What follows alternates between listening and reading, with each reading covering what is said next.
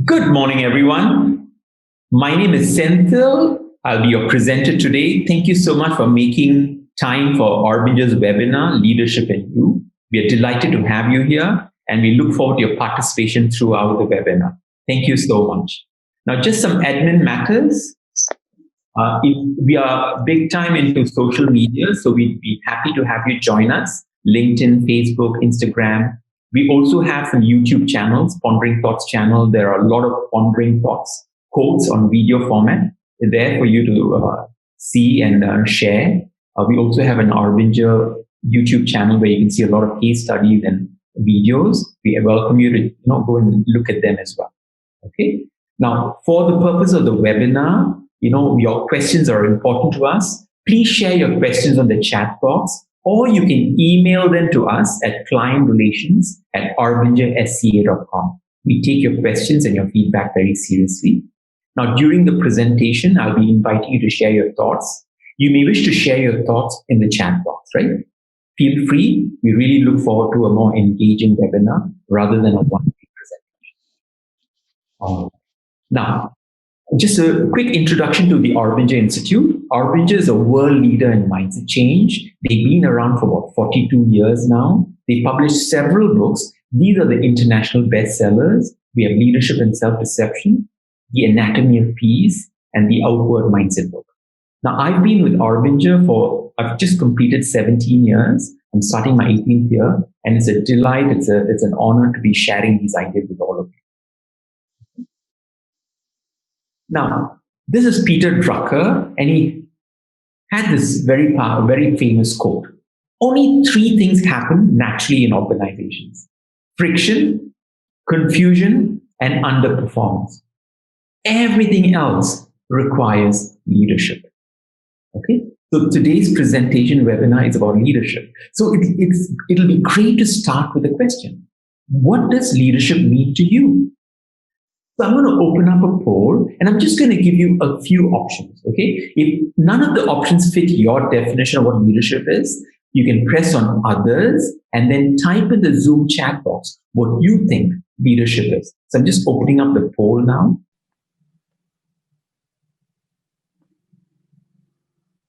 So we have a lot of comments. It's all of the above. It's a way of life. It's all of the above. It's a combination, right? So I'm just going to end the poll. Now, a lot of you, I don't see anybody has responded to the poll, but you've shared in your chat box that is a combination. Fantastic. Okay, so we'll go with that. Now, here's the thing, right? One of the definitions people give for leadership is actually that it is a process. We'll come to the fact that it's a combination of everything in a while, okay? Now, and the definition that some people give is this: leadership is the ability to develop a vision that motivates others to move with a passion toward a common goal. So leadership is a process by which a person influences others to accomplish an objective and directs the organization in a way that makes it more cohesive and coherent. This is one definition of leadership. Okay? Now, if leadership is a process, then a question we can be asking is this, right? In which activity are we spending most of our time? Now, if I were to draw a graph here, the vertical is time spent and the horizontal axis is process effectiveness, we can basically be spending our time on two types of activities. One, dealing with things that go wrong. Another one, helping things go right. Now, I'd love to invite you to share your thoughts. As a leader, in which activity are you currently spending most of your time, right? Is it dealing with things that go wrong or helping things go right? If you could just type into the chat box, it'd be great. Let's hear some of your thoughts. We already have two people. Yeah. Helping things go right seems to be a very popular one. Some people said both. Some people said change management. A few people said dealing with things that go wrong.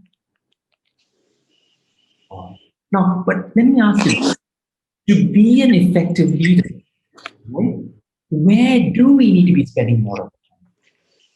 In which activity do we need to be spending more of our time? Yeah. And we would suggest it's about helping things go right in terms of ratio. In fact, to strengthen our leadership influence, we need to be spending more time helping things go right. Okay. So now here's the thing, right? If it's so important as a process, okay, the questions we need to now be asking are these. Okay. What are the typical activities we engage in, right? When we are dealing with things that go wrong, when we're helping things go right. And how effective are these activities? We also need to be asking another question.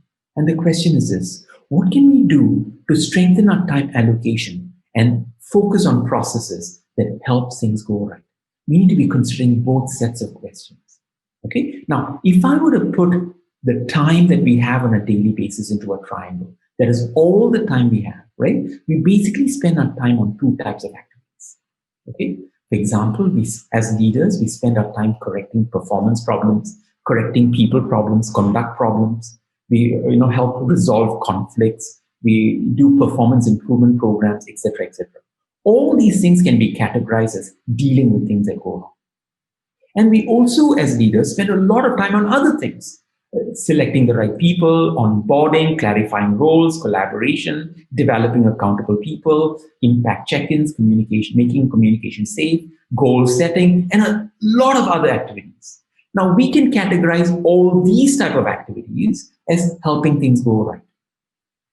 So here's another quote. Leadership is a process of social influence in which one person can enlist the aid and support of others in the accomplishment of a common task. Okay, so now if you think about leadership as a process, okay, then we need some skills as well, right? For example, you can call correcting people performance problems or people problems as a skill or a tool, right? But they all have a meta skill, and the meta skill is the ability to correct.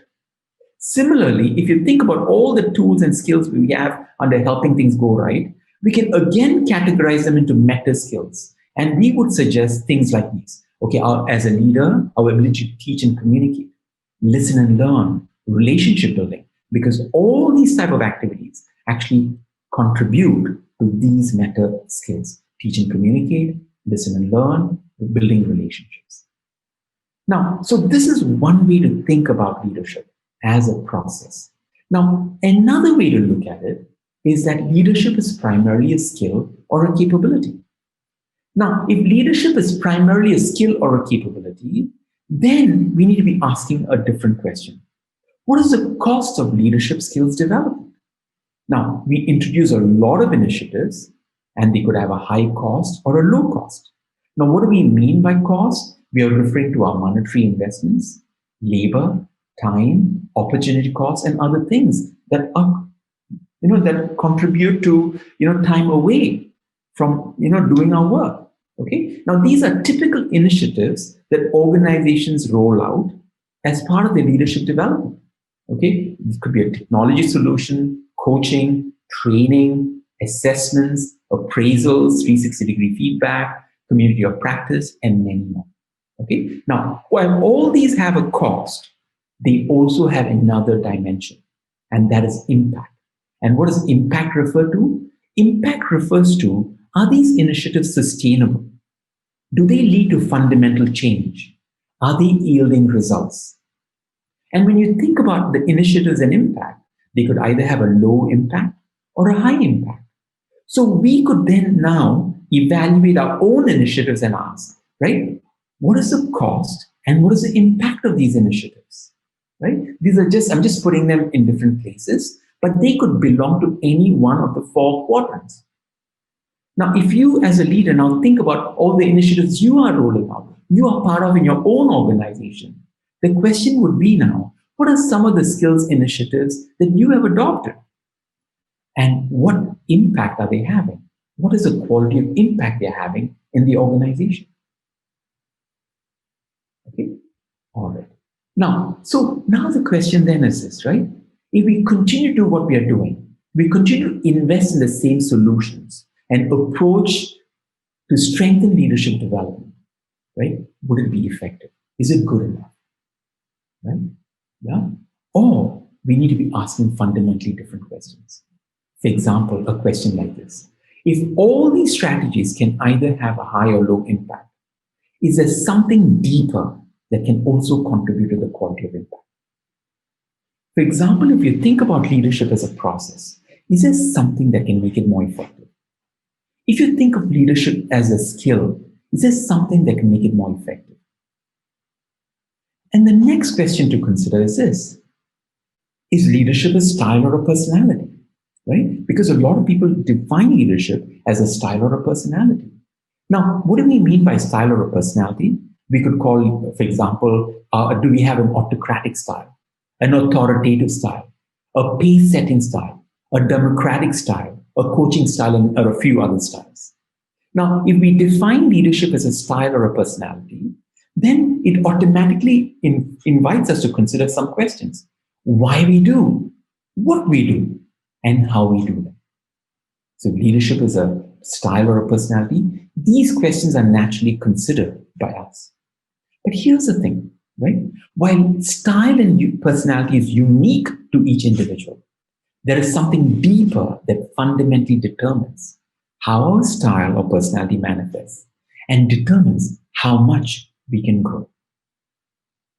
There is something deeper. For all of the three elements, whether it's a style, a skill, or a process, there is something deeper that determines our effectiveness. Now, let's explore that in the coming slides. Now, here's the thing.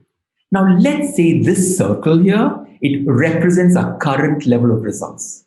It represents the quality of our current leadership effectiveness, individually and as an organization. Now, how do we get to these results? Well, it's because of our behaviors, structures, processes, and more. Then the question is, but why do we have these behaviors, structures, processes? Then we'll say, well, it's because of our mindset. Our individual and collective mindsets informed us of what we will do as behaviors. Now, what does mindset refer to? Mindset refers to how we see challenges, choices, opportunities, people, and more. And what do organizations, leaders do every year? They have a higher goal. They set a different goal. There's restructuring, there's disruption, there's COVID. And so therefore we need a better goal or a different goal. And the question now is, how do we get to this new place? And reflexively, this is what most organizations and leaders do. They say, hey, we cannot do the same thing and expect a different result. We need to do different things, So reflexively, what most organizations do is they prescribe a set of new behaviors, structures, strategies, processes to achieve the new targets. Now just look at the diagram. Now, if we are only paying attention to behaviors, what are we not attending to? Mindset. And what has been your experience with this approach of just trying to force behaviors, structures, and processes without paying attention to the underlying mindset? Has it worked? In most cases, they do not. They simply do not. We all fall back to our old ways. So then the question is, how do we get to this new result, individually and as an organization? And what we're suggesting is, by not just paying attention to behaviors, structures, strategies, and processes, do not stop paying attention to them. They're all very, very critical. All we're suggesting is also start paying attention to the underlying mindset. Because the moment we start paying attention to the underlying mindset, see what happens to our willingness, our ability to embrace new structures, new behaviors, new processes, and more. They dramatically go up. Now, so if you think about skills now, right? We have correct as a meta skill. We have teach it, communicate as a meta skill. Listen and learn as a meta skill. Building relationships as a meta skill. But underneath all that, there's another one. And that is our ability to improve our mindset. All these become very, very critical for leadership. Now, here's something, right? Leadership separates the best. Mindset separates the best from the rest. The right mindset drives the right skills development, which in turn drives the right performance and better results, including leadership. Mindset is everything. Now, Tim Walker, you shared something. Times we don't explain why we want something to happen. Can you share more of that, Tim? Do you want to unmute yourself and share? It'd be great to hear. Okay. Yeah, it's just sometimes we know the things we want to achieve, but we don't explain to the teams why we're trying to achieve it, and they don't understand how they fit into the process or what role they play. So they just, I do instruction A and I do instruction B and I do instruction C without ever understanding why we're trying to achieve those things. Tim, great. Thank you so much for sharing that. And what I would suggest is, right, just listening to why people don't do what they need to do or inform people why they need to do it itself might be indicative of the mindset with which they're operating from, which I'm just going to quickly share with you, right, what mindset is all about. And hopefully that gives us an understanding. And as leaders, why mindset is so important. Okay. Thanks, Tim, for that question, right? Now, I'm going to share with you a video of why mindset is so important. And later on, I'll present what mindset is all about. Just let's watch this video. A lot of the self-help in the business books deal with changing your style.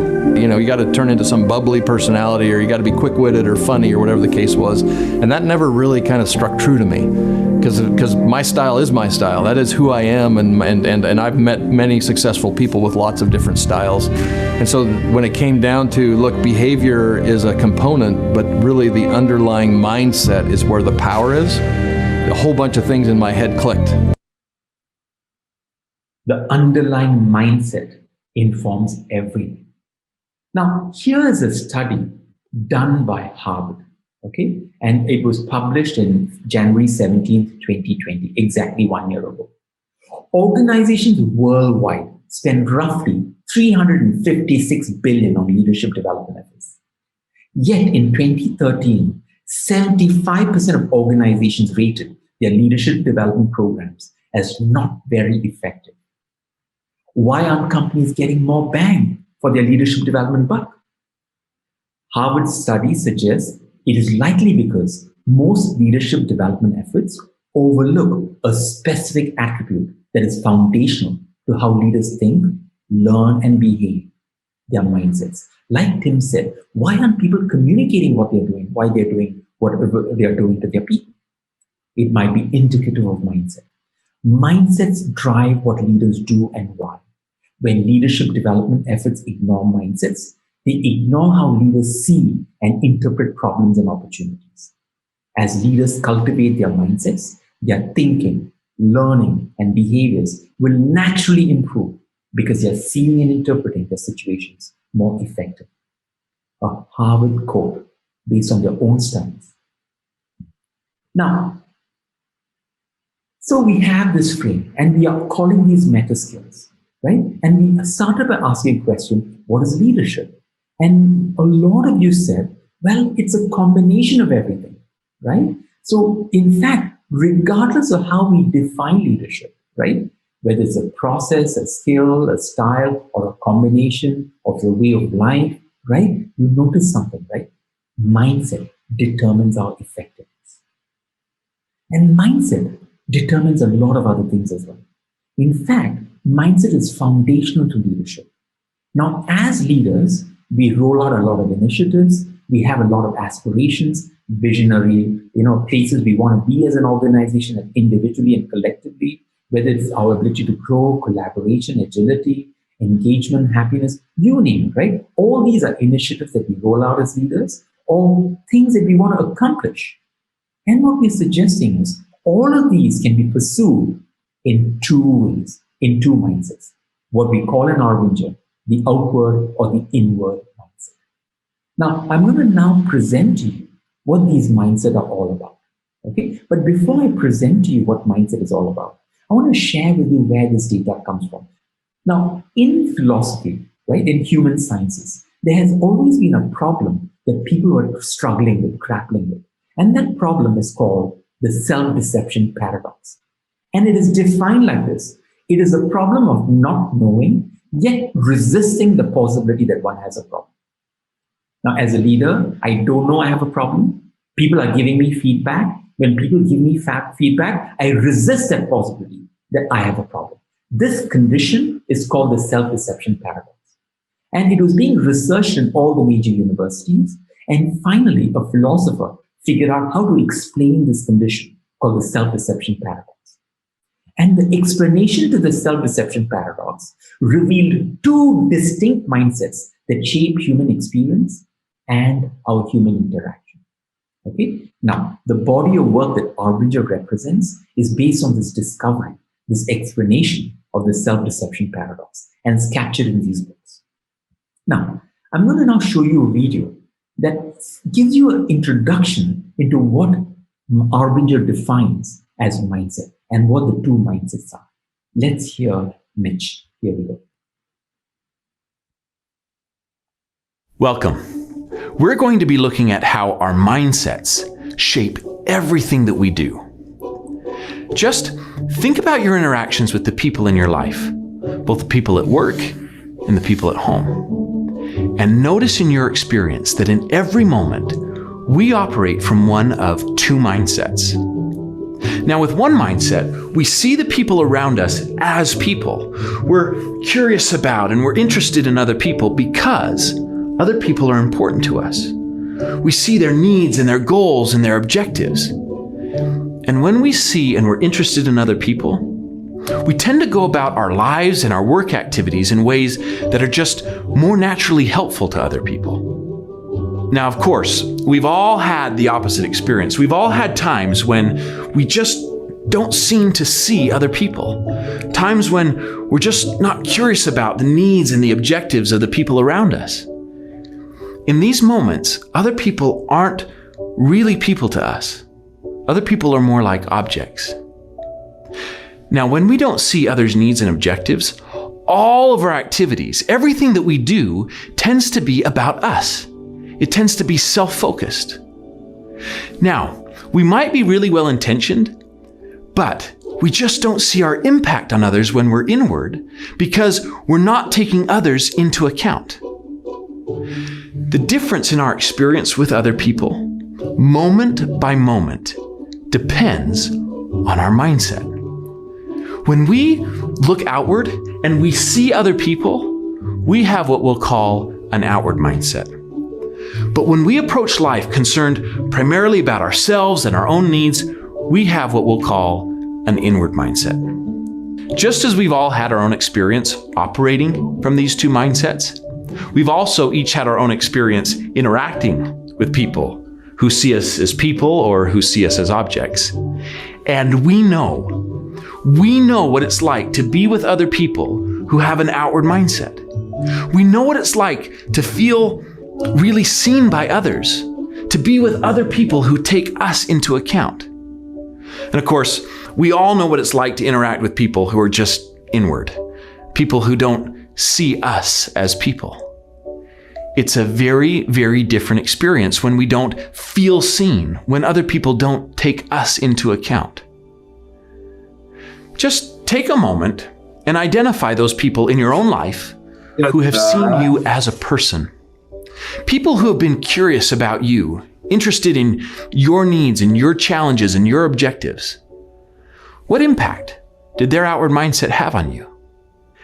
Just be on the lookout, pay attention, look around you, and try to notice those individuals, both at work and at home, that help other people feel seen. Observe them. See what you learn from them. Pay attention to how other people respond to them. And see what you notice. Good luck.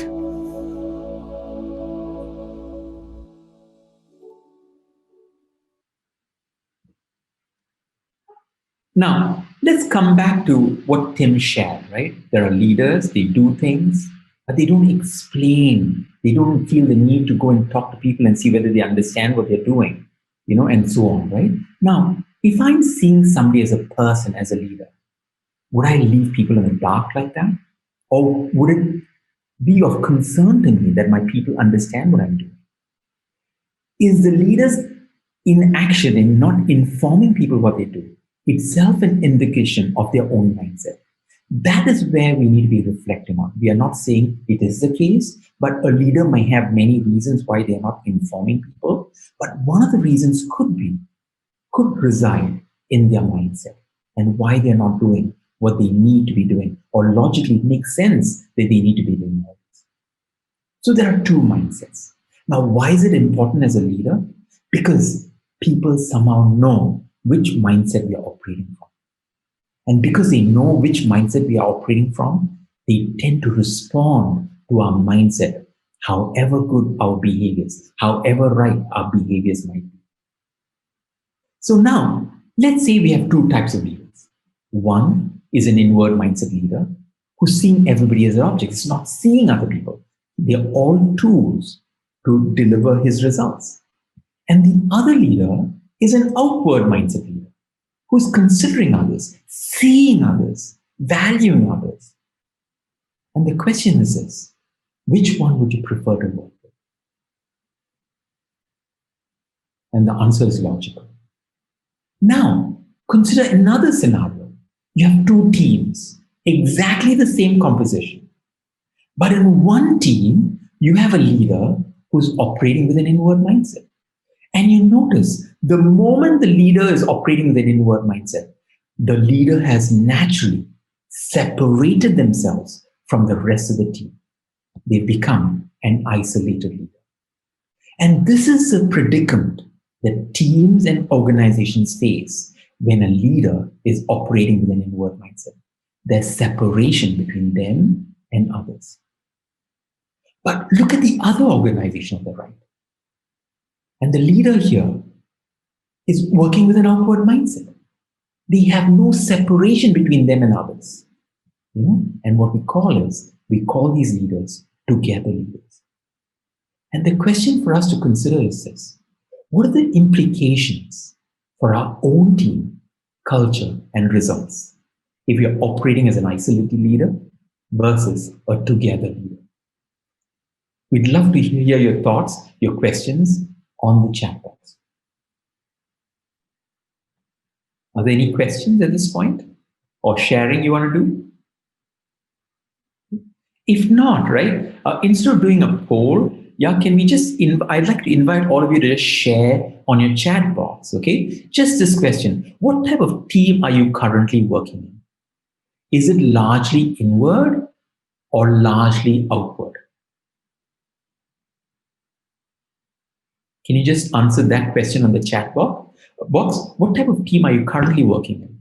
Is it largely inward or largely outward? Okay, we have a mix. Some people said largely inward, largely outward, 50-50. My team is outward, but with a lot of silos outside. So you're working, so Tim, you're saying your team is outward, but you're working in a sea of red, a sea of inward mindset teams. Okay. Now that is the reality, right? Because life is filled with mixed mindset people, and the question is, how do we invite more people outward? Iris, you share leader who is outward is seen as charismatic, hard to come by. And it's a very important point, Iris. And what we are suggesting is, right, if leaders and organizations start to pay more attention to mindset, we can develop more charismatic leaders.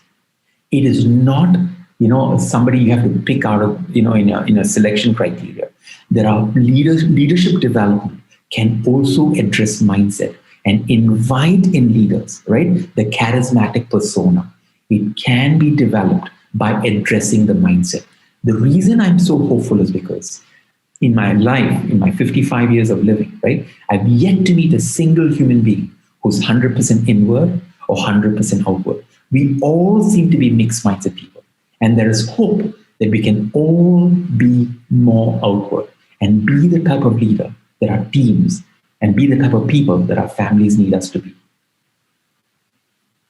Now, Joey said, mindset toughest to change. You're absolutely right, because a lot of people, right, are actually not adopting the right approach to mindset change. For example, if my attitude, let me give you an example, right? Maybe this will help, okay? Now, let's say you have an individual they've been working with you for 5 years, the person is demonstrating incompetence, not a good team player, unreliable, not delivering on their commitments. Now, what is likely to be the case? This person is incompetent, doesn't have the skill set, doesn't know what it means to be a team player, needs to go for training. That is one possibility. The other possibility is this person has the skill set, knows what it means to be a team player, but is not doing it anyway. Now, what is likely to be the case? You have one individual working with you for 5 years. Is it likely to be scenario 1, meaning this person is incompetent, needs to go for training? Or scenario 2, this person knows what to do, but is not doing it anyway? Joey, you said 2. You're absolutely right. It's likely to be 2, because if it's scenario 1, then it's not this individual's problem, because you have to go after the hiring process, right? How do we end up hiring somebody who's incompetent, who can't be a good team player? Then you have to go after the line manager. Hey, how do you end up keeping this guy for 5 years, knowing very well that this person is incompetent, can't be a good team player? Huh? The problem is somewhere else. The problem is not this individual. So let's give those two parties the benefit of the doubt. So if the situation is this guy knows what to do, has a skill set, knows what it means to be a team player, but is not doing it anyway, then it's not a lack of skill problem. It's an attitude or a mindset problem. And the question is this: can you solve an attitude or a mindset problem with a skill-based training? Cannot, right? An attitude or a mindset problem requires a mindset solution. A mindset problem requires a mindset solution. And this is why a lot of people find mindset change very difficult, because they end up adopting skill-based training to address what is otherwise an attitude or a mindset problem. And a mindset problem requires a mindset solution. And so what is a mindset solution, right? We'll talk about it in a while, right? And it's pivoted on something very different than what conventionally people do.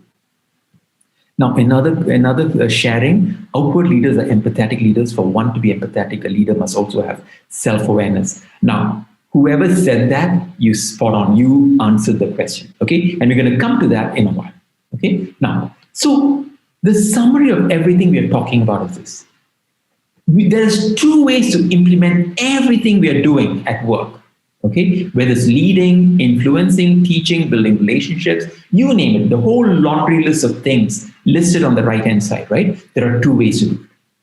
Now, one way to do it is with an outward mindset, right? Where I'm totally result and impact focused. You notice the word impact focused. That means others are people to me. I'm mindful of the impact I have on them. And everything that I do, I'm always mindful of how it might impact other people. And I address it, I mitigate it. And the other way to do all these things on the right is with an inward mindset, where I'm totally self-focused. And the way others receive it, the way others react to it, and the way the people in my company and my team embrace whatever I do is a function of which mindset I'm operating from as a leader. So now the question is, what is the mindset solution? Let's explore that now. Now, here's the thing, right? Remember a point I made. A mindset problem requires a mindset solution, right? So what is the transformation process? Basically, there are 3 phases. We need to start with mindset change. I'll come to what does it entail in a while and answer your question. And the phase 2 is divided into 2 parts: leader development and systems improvement. Now, let's talk about what it entails. What does mindset change entail?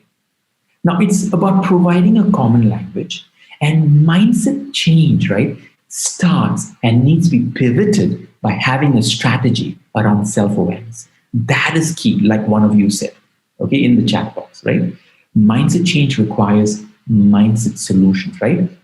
Mindset problems require mindset solutions. And the key mindset solution is having a language to heighten self-awareness, a robust language that allows an individual and a team, right, to reflect on their own mindset and be able to get out of it, right? So in the mindset training that Aurobindo does, which is based on the research done on the self-deception paradox, the key part of our training is actually providing a list of self-awareness tools that helps an individual look at the mirror so robustly that as a result of the self-awareness, they're starting to feel deeply responsible for their impact on others, and they grow in their desire to want to be more helpful.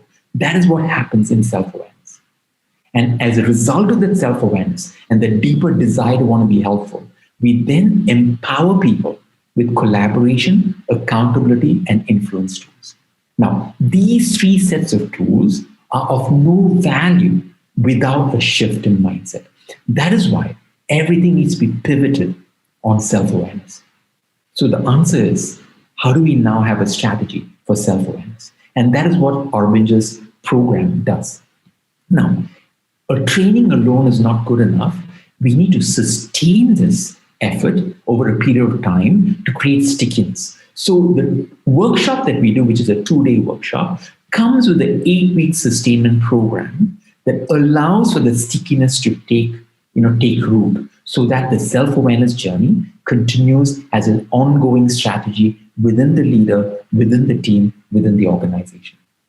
Now, we don't leave the team, the leader, the organization alone. We also support them with implementation coaching. How do we now help them infuse all these ideas into their daily working so that self-awareness becomes a critical component in everything they do on a daily basis? And that is key. How do we now weave in self-awareness before we start a meeting, during the meeting, before we go into a discussion, before we address a tense issue? How do we weave in self-awareness as a leader, as a team? That becomes part of our implementation coaching. Now, for organizations that are large and they want cost-effective solutions, we do have a Train the Trainer program. We equip facilitators and leaders to be able to learn this so they can teach it on their own. So there's in-house capability to drive mindset change.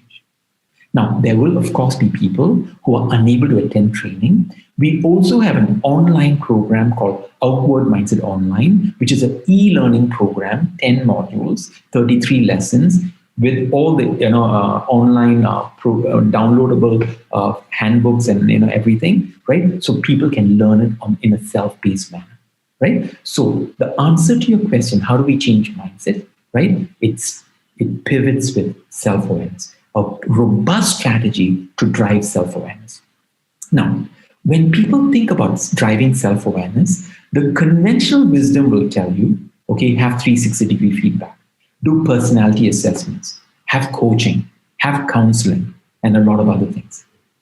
Okay, but if you notice, all these strategies are outside looking in.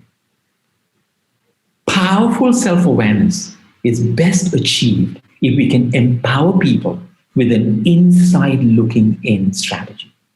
And that is what Arbinder's program offers. What it does is, right, it invites people to understand what the two mindsets are. How they move from an outward to an inward mindset. How they get stuck in an inward mindset. How they create problems that they complain about, they are unhappy with when they have an inward mindset. How to get out of an inward mindset into an outward mindset. And that inside looking in strategy is very critical, as part of the self-awareness suite of strategies. Now, with this common language, we can then address leader development. Now, leader development is not about holding people accountable, learning to hold people accountable, but rather it's about developing accountable people, improving collaboration, learning to resolve conflict, build relationships, outward mindset supervision tools, and building game plans to address all the challenges and opportunities we have as a leader. Of course, we have a Train the Trainer option for this outward leadership program as well. And we also have leader coaching using the mindset ideas. And the second part of phase 2 is actually systems improvement. Now, you can do training, you can do all these kind of things, but if the processes and policies in an organization are largely inward, everything that we do will fail. Okay, so one of the things that we do in successful transformation is to take a look at policies, procedures, processes, systems, and see whether they are outward in nature or are they inward in nature. Let me give you an example, right? In certain organizations, one of the values that they have is integrity, trust, honesty, etc. But if you look at their claims process, right? The claims process was designed by people who thought if there's a chance people will cheat us, Okay, so the process itself is built based on the assumption that people are cheats. So imagine the value says honesty, integrity, etc. But every time they do a claims, they feel like they're not trusted. So a process can undermine the culture journey, a mindset transformation journey. So these are the three components of successful mindset transformation. We need to start with the individual. We need to equip the strategy, a whole set of tools for self-awareness so that they can take better advantage of the collaboration, accountability, and influence tools. We can then develop the leaders, not to hold people accountable, but to develop outward mindset people. And then we also address the processes, the elephant in the room that is undermining all our efforts, right? Which is processes, policies, procedures, structures, systems, etc., etc. Now, we also need to make sure that the mindset language, the mindset ideas permeate and influence the way we do strategic planning and execution. For example, you think about it, start of the year, budgeting, right? A lot of people do sandbagging.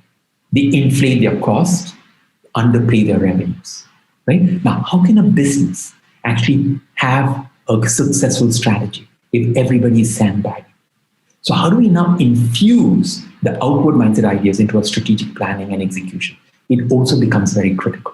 And finally, of course, executive coaching, right? So this is what we call the Arbinger outward mindset transformation process. And when we are doing all these things, it's very critical that we also assess our mindset along the journey. Now, are there any questions you have at this point? Okay, if you have a question, please type it into the chat box. I hope I've answered the question, what is the mindset solution with this particular slide? Okay, now I want to show you a video of a company, and the company is called Plum Healthcare.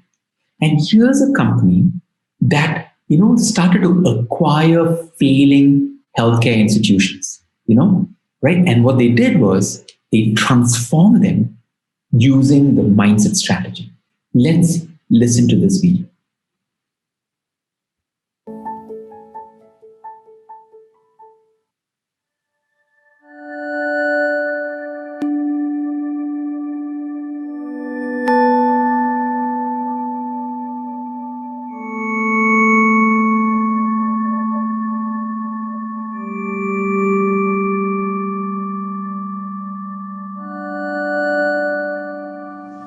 It wasn't friendly and warm. I felt like it was real distant. You're doing things wrong, you're doing this wrong, you're doing that wrong. I always had people chomping at my heels. Reports and results. You have to do this way, and you have to get this result. It was my way, or, that was it.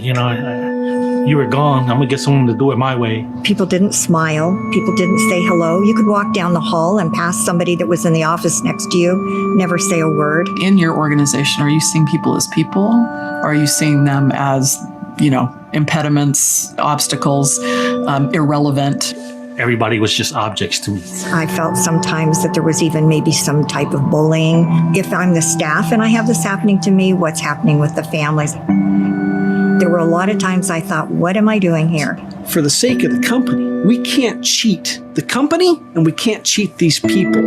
If the result we're trying to achieve is to enrich the lives of 1 million people, and we're not focused on how we really do that the right way, then we're not really enriching lives. Your question isn't, what are we going to give up to grow, but what do we stand to gain?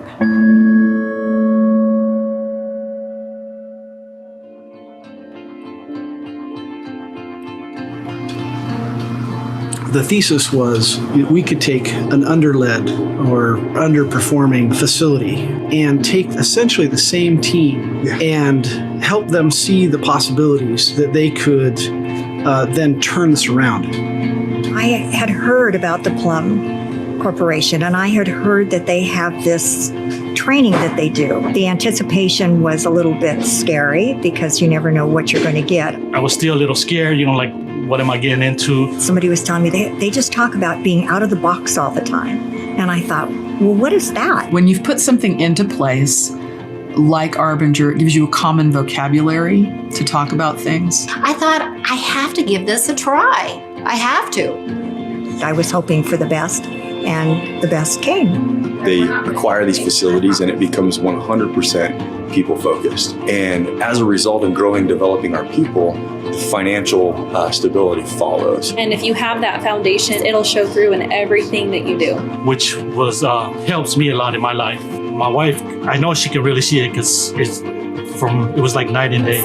When you care that much about somebody else's well-being, it's pretty easy to spread that care to others. And I hope that's what we are able to invite in everyone in this company. It's not just something that's talked about, it's something that needs to be lived. I feel like if you live and operate a facility the Plum way, it really sends a good message. It says, look, we're here, we care about you, we want to invest in you as people, we want to grow and develop you as people. They've taken these buildings and revitalized them and brought back amazing life and healing, and it's just been incredible. And it just brought about a whole different atmosphere. Everybody is so nice. Everybody is so friendly. Everybody goes out of their way. And we just apply it to the staff, residents. It's a representation of how we achieve what we achieve. When I joined Plum, we had 11 facilities, and we've grown to 50 in the last 6 or 7 years. What Plum have done is totally different. It's just like a makeover. Plum created this company centered on Arbinger principles, and by doing that, it's accelerated the result that we could achieve.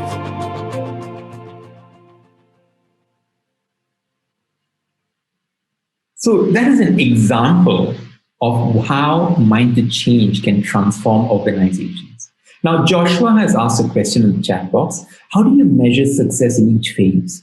Now, one of the things that Arbinger does is we are very mindful that the purpose of business is to focus on their business, their mission, their goals, right? Their strategies, okay? So one of the things we want to insist is that we measure business KPIs, okay? Your profits, your sales, your cost efficiency, right? All these are what would tell us whether a mindset change is happening. Over and above this, your annual or biannual engagement scores, right? Your attrition rate, good attrition, good retention rates, you want to monitor them. You also want to monitor, right? Who are the people coming into the organization? These are the larger KPIs that we need to measure to see whether the mindset journey is successful or not. Now, in the interim, we would also invite you to consider, do you want to do a stock take by doing a focus group with the teams that are on this journey to see how they are doing? Focus groups become very critical. And the other one is we have something called a mindset assessment. It's just 20 questions. We can do the same survey before the onset of the mindset transformation journey, 3 months later, 6 months later, and so on, to see whether the mindset people are feeling, they themselves are feeling that the mindset is shifting.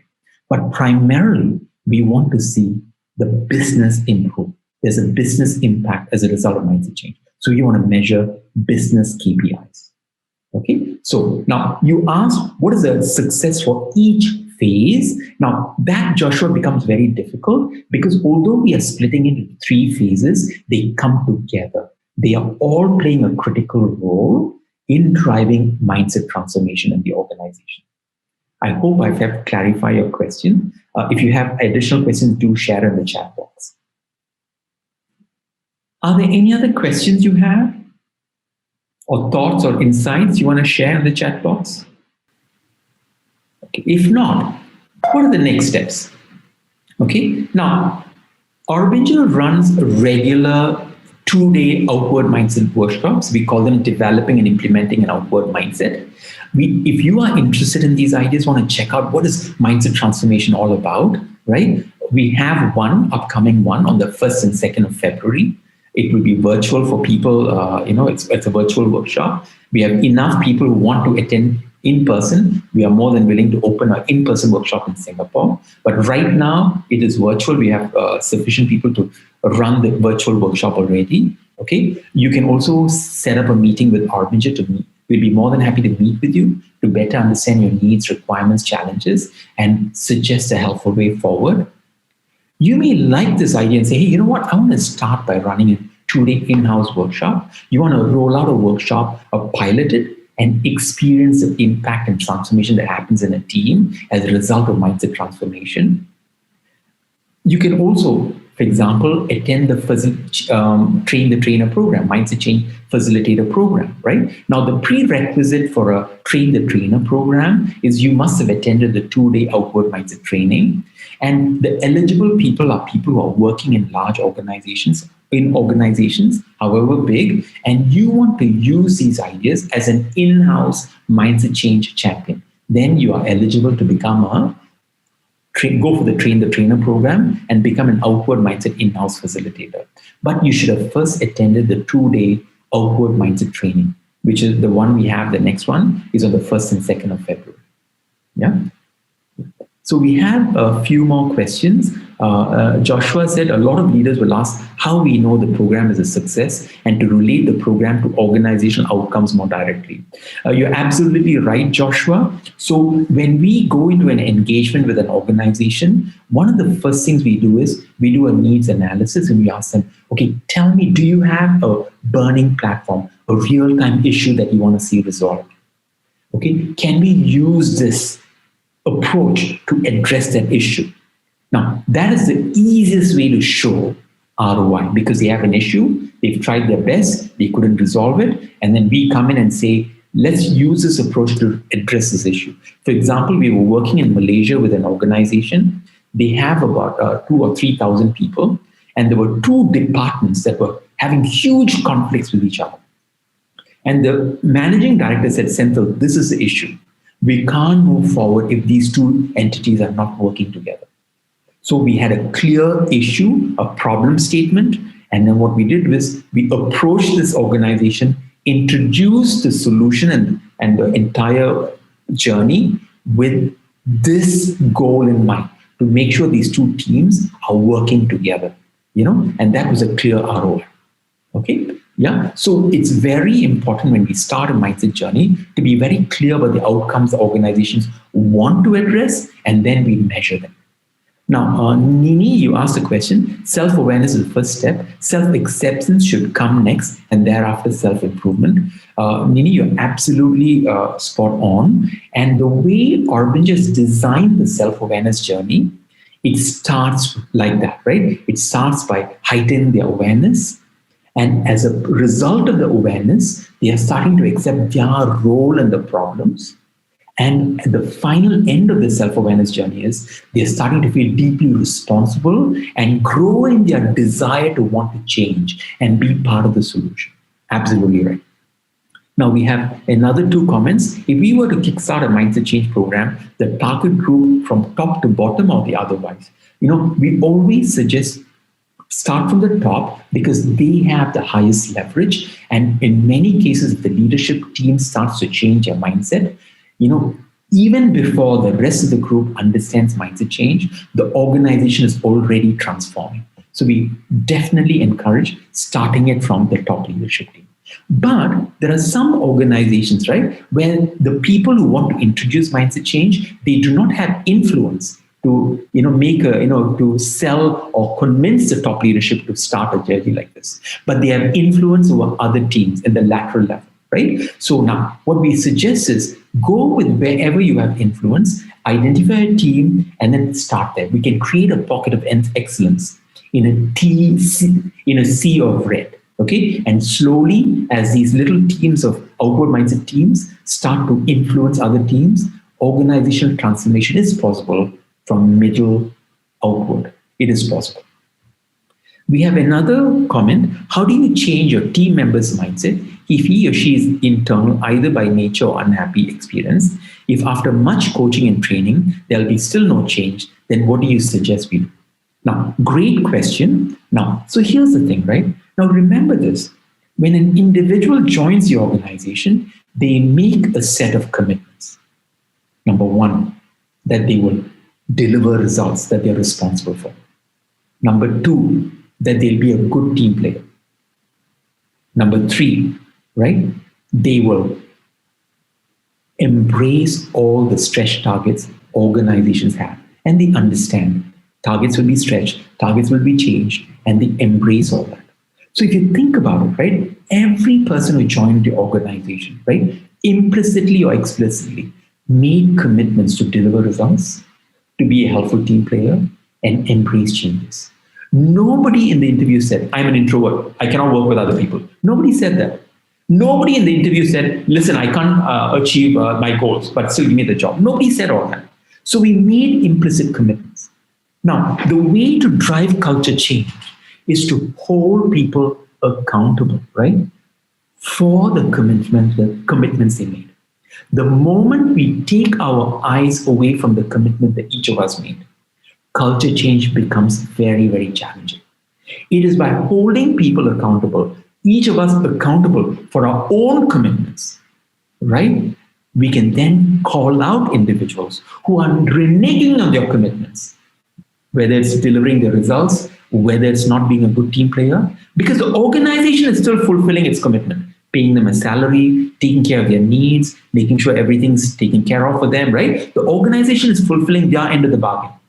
But here's an individual who's reneging on his commitment, and that's a contract violation, right? So we now need to call it out and address it head on. And we need to ask a fundamental question. What is stopping you from fulfilling your commitments? Is the organization doing everything they need to be doing, right? And we need to call out the behavior. And in the worst case scenario, we need to make tough decisions with individuals. And the moment we fail to make tough decisions, we condone team members who are not fulfilling, who are reneging on their commitments, right? It is very difficult to build culture. I hope I'm answering your question, who asked the question. Yeah, are there any other questions you have?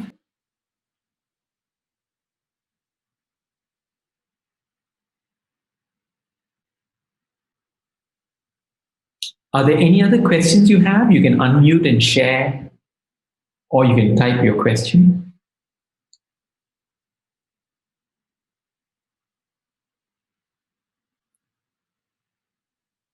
If not, thank you so much for your participation. Do join us on our social media platforms. We'll be more than happy to have you on board in our community.